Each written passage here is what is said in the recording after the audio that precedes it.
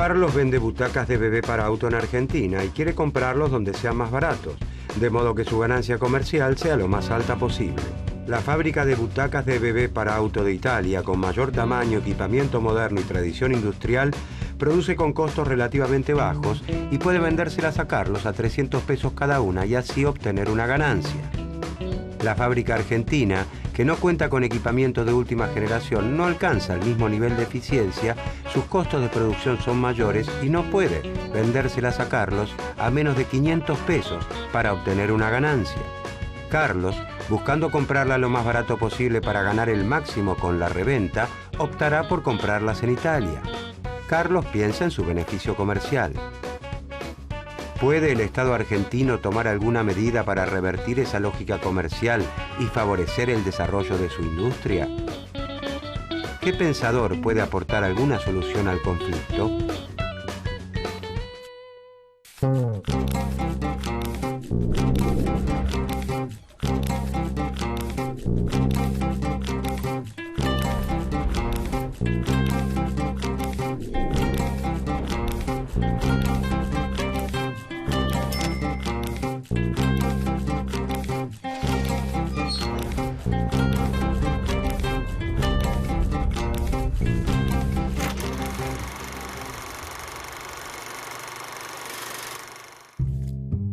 Federico List fue, junto a Carlos Marx, uno de los economistas alemanes más destacados en el siglo XIX. Nace en 1789 en Württemberg, uno de los muchos reinos en los que Alemania se había fragmentado desde mediados del siglo XVII. Inspirado por el crecimiento de las potencias de la época, Inglaterra y Francia, List aspira a la reducción de la brecha entre el desarrollo industrial de estas potencias y el de su nación, y comprende que el primer paso para lograr este objetivo es la unificación territorial de Alemania. List desarrolla su actividad teórica como un hombre de acción. Como tal, lleva adelante una campaña por la desaparición de las aduanas interiores entre los reinos alemanes. Aunque su defensa de la unión aduanera resultó finalmente victoriosa, le costó 10 meses de prisión con trabajos forzados y una deportación a los Estados Unidos, donde viviría entre 1825 y 1832. En Estados Unidos, List toma contacto con la obra de Alexander Hamilton, quien fomenta la protección de las industrias nacionales a través del Estado. Esto lo impulsa a defender el proteccionismo para la subdesarrollada industria de Alemania y la extensión de su sistema de ferrocarriles. En 1841 publica su obra fundamental llamada Sistema Nacional de Economía Política. La obra de List se enmarca en la escuela historicista o histórica de economía. Esta corriente de pensamiento, representada principalmente por alemanes, proponía basar la ciencia económica en el estudio de la historia social, en lugar de deducir leyes sistémicas como lo hacían los clásicos ingleses. Los últimos días de List son desafortunados. Pierde muchas de sus propiedades en la crisis financiera que azota a Estados Unidos en aquel tiempo, enferma y finalmente se quita la vida en 1846. Sin embargo, la obra de List se convertirá en el más valioso legado que conducirá al desarrollo de Alemania en los próximos años. La influencia del historicismo alemán se extiende durante el siglo XX con obras como la de Max Weber y Werner Sombart.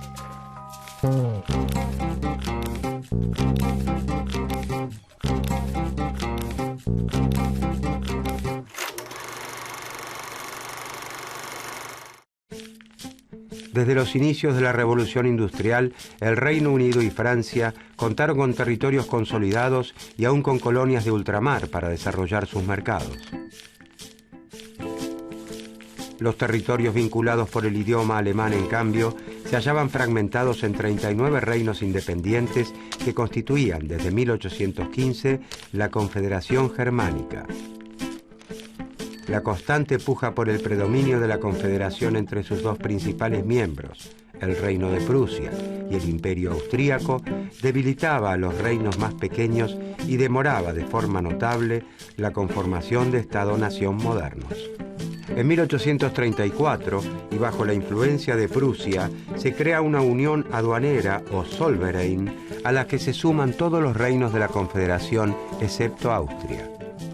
Los integrantes de esta unión mantienen sus fronteras, pero reducen las barreras arancelarias entre sí, de modo que se fomentan los vínculos económicos y se gana cierta cohesión política entre ellos. La unidad alemana se consolida en 1871, tras 2 guerras que unifican a los reinos de la Unión bajo la hegemonía de Prusia, constituyendo el Imperio alemán y excluyendo definitivamente a Austria del conjunto. Por lo tardío de su unidad, Alemania se industrializa con un retraso importante frente a las potencias económicas de la época, aunque contando con importantes elementos a su favor: cuantiosos recursos naturales, una fuerte tradición en la confección de manufacturas y un sistema educativo avanzado con bajas tasas de analfabetismo.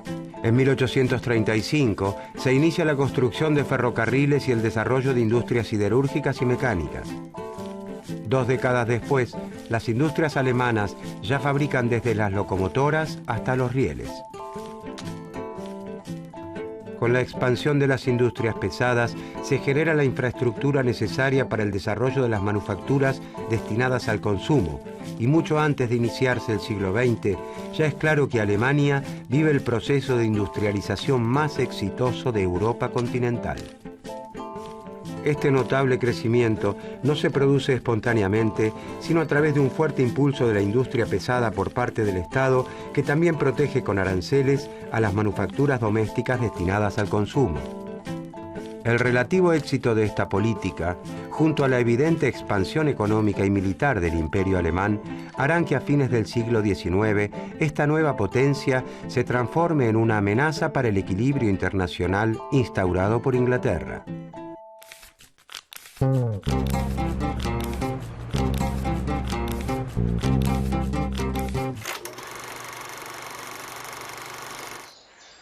Los economistas suelen realizar supuestos acerca de la realidad social, construyendo un modelo simplificado de la misma que permite analizar solo algunos de sus aspectos, tomándolos de forma aislada.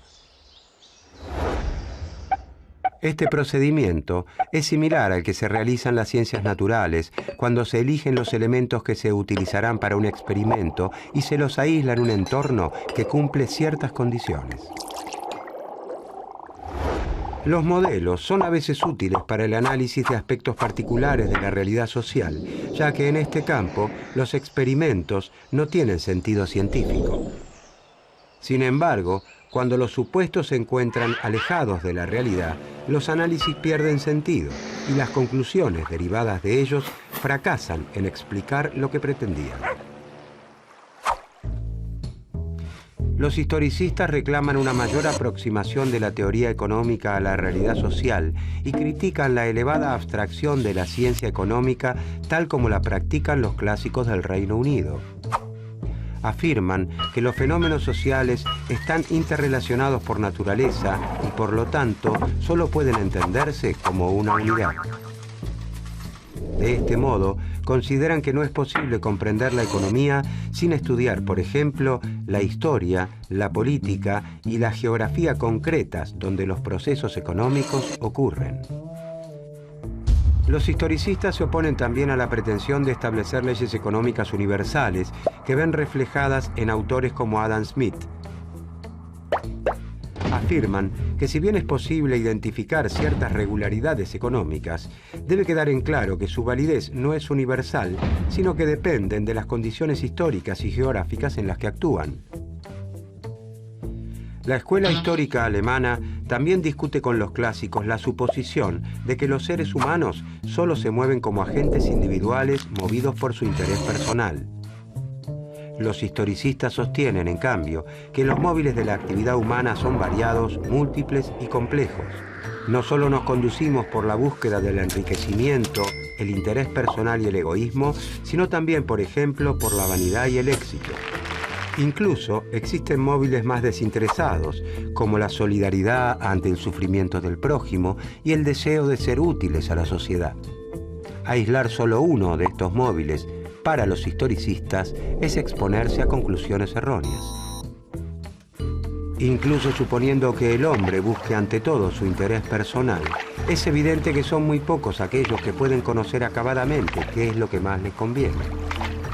¿Cuántas veces tomamos decisiones contra nuestro propio interés?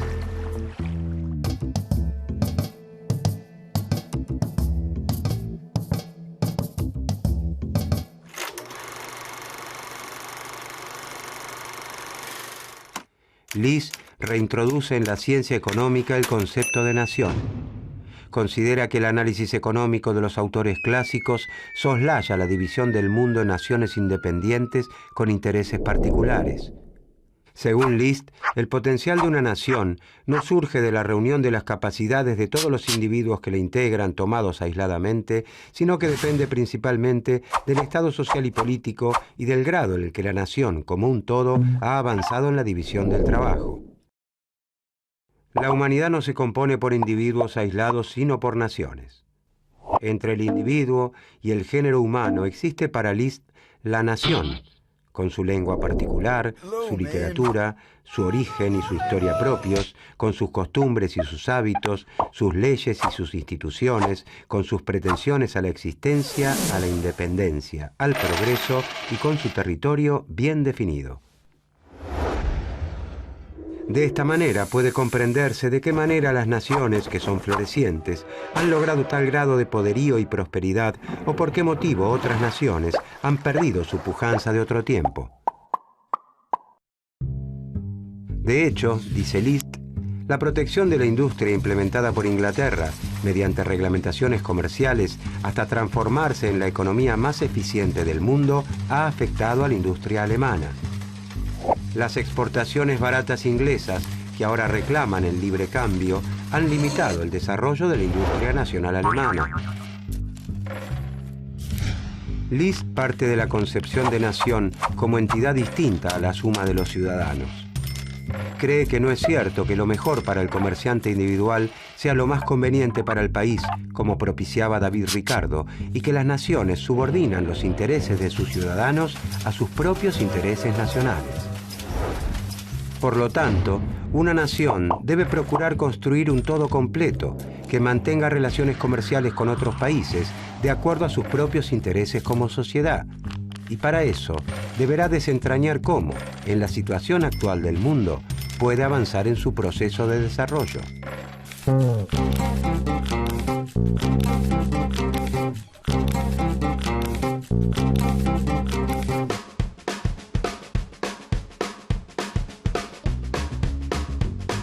Carlos, el comerciante nacional, está decidido a comprar las butacas de bebés para autos fabricadas en Italia, que se ofrecen a 300 pesos cada una, contra los 500 pesos que le cotiza la fábrica nacional.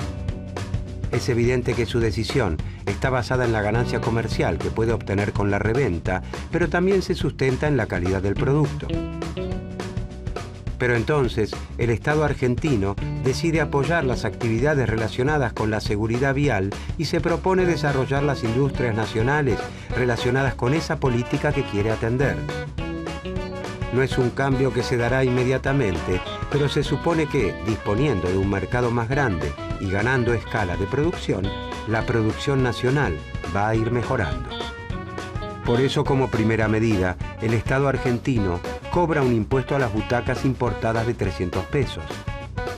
El precio de las butacas italianas aumenta a 600 pesos. El precio de las argentinas sigue siendo de 500 pesos.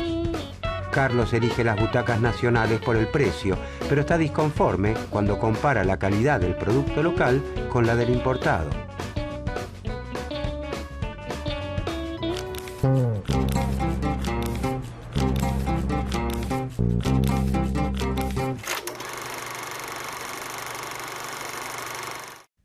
List acepta gran parte de los postulados clásicos, pero rechaza el libre comercio. Cree que los países que tienen potencial para explotar y fortalecer sus industrias deben abrazar el proteccionismo. Solo con la intervención del Estado puede alcanzarse una industria manufacturera perfeccionada, una marina mercante considerable y un vasto comercio exterior. List dice que el libre comercio es muy conveniente para los países atrasados y sin potencial de desarrollo. También para un país como Inglaterra, que ya ha alcanzado la madurez industrial. Los pensadores ingleses Adam Smith y David Ricardo propician el libre comercio porque luego de utilizar impuestos a las importaciones y restricciones a la navegación, Inglaterra había logrado alcanzar tal capacidad manufacturera y de transporte por mar que ninguna otra nación del mundo podía hacerle competencia. Desde esa posición del liderazgo mundial, los pensadores ingleses alentaban a la especialización de las naciones en aquellos bienes que elaboran mejor. De esta manera, cuando cada país se especializa en lo que hace de forma relativamente más eficiente e importa el resto de los bienes, se establece una división internacional del trabajo que beneficia a todas las naciones. Según los clásicos, todos ganan con el libre comercio si, siguiendo sus ventajas comparativas, Portugal elabora vino, Inglaterra tejidos y Polonia y Argentina cultivan trigo. Pero Liz advierte que las ventajas comparativas no son datos de la naturaleza, sino el producto de su historia. Por ejemplo, hacia principios del siglo XIX, Portugal se especializa en la elaboración de vino, Inglaterra en tejidos y Argentina y Polonia en la producción de trigo. ¿Pero debe Portugal especializarse en vinos, que es lo mejor que sabe hacer en este momento? ¿O debería proteger a su industria textil para darle tiempo a que fortalezca, logre incorporar tecnologías más sofisticadas, mejore la forma de producción y así volverse más competitiva en el futuro? Liz está a favor del libre comercio solo en el caso de que dos países que participan del intercambio gocen de igual nivel de desarrollo en materia de industria, comercio y navegación. En el estado actual, dice List, los efectos de la libertad de comercio serían que Inglaterra se convertiría así en una única e inmensa ciudad manufacturera. Según su análisis, el liberalismo es en realidad una mera justificación de los intereses industriales de Gran Bretaña, que utilizaron el proteccionismo y las restricciones a la navegación para alcanzar un nivel de desarrollo tal que ninguna nación puede sostener la libre competencia con ella. En otras palabras, gracias a la escalera de la protección, han podido trepar al desarrollo industrial y una vez arriba, patean la escalera abogando por la libertad de comercio, de modo que el resto de las naciones no puedan subir tras ellos. La potencia económica de la nación, dice List, no se debe evaluar en términos de la riqueza o de los bienes materiales de que dispone en un momento dado, sino de la fuerza o capacidad productiva con la que cuenta. Algunos países pueden ser potencialmente muy ricos e ignorarlo por no haber podido explotar sus recursos. Por lo tanto, es más importante concentrarse en cómo llegar a ser que en lo que se es en un momento dado. El poder de generar riqueza es infinitamente más importante que la riqueza misma. Por lo tanto, la política debe concentrar sus esfuerzos en desarrollar las fuerzas productivas y no en procurar el bienestar inmediato. Y la forma de desarrollar el potencial de un país, avanzando de los estados con menor nivel de desarrollo al nivel de una nación preponderante, es al amparo de una protección contra la competencia extranjera, y esto se logra mediante tarifas aduaneras o prohibiciones que encarecen los bienes importados. Sin embargo, el proteccionismo a la industria es visto por List como un medio y no como un fin en sí mismo. Debe aplicarse en aquellas actividades que requieren importantes inversiones en equipamiento, conocimientos técnicos, destreza, experiencia y un gran número de brazos, y debe hacerse como una política transitoria. Aunque transitoria no significa breve, y no todas las ramas de la industria deben protegerse por igual, los aranceles protectores deben ser retirados cuando se alcance un grado de competitividad internacional suficiente.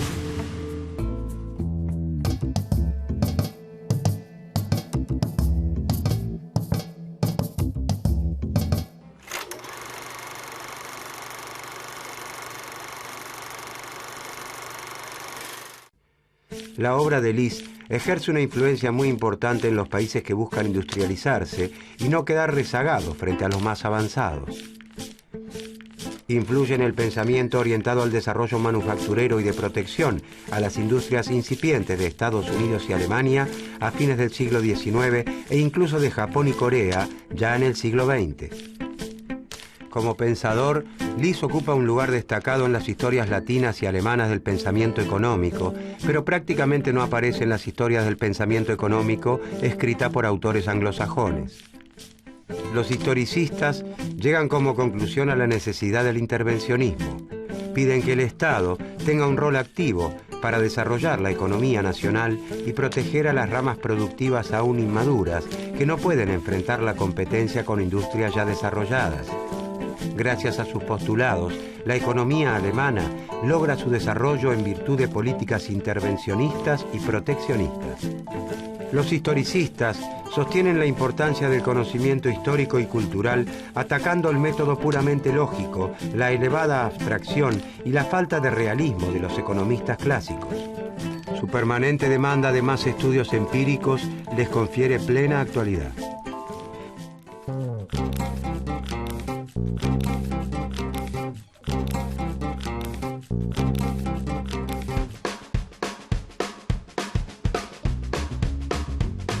Luego de un tiempo, desde que el Estado argentino decidiera fomentar las industrias nacionales relacionadas con la seguridad vial y de que Carlos continuara inclinándose por las nacionales, las butacas argentinas para bebés han mejorado su calidad hasta equipararse completamente con una butaca fabricada en Italia. El incremento en la producción de butacas argentinas le ha permitido a la industria nacional ganar eficiencia, incorporar tecnología y equipamiento y reducir el costo de producción. Ya no se justificaría el impuesto a la importación de butacas italianas. Gracias a la protección, las fábricas argentinas de productos de seguridad para bebés crecieron, incrementaron su demanda y colaboraron con el cumplimiento de la política de seguridad vial al salvar muchas más vidas en caso de accidentes.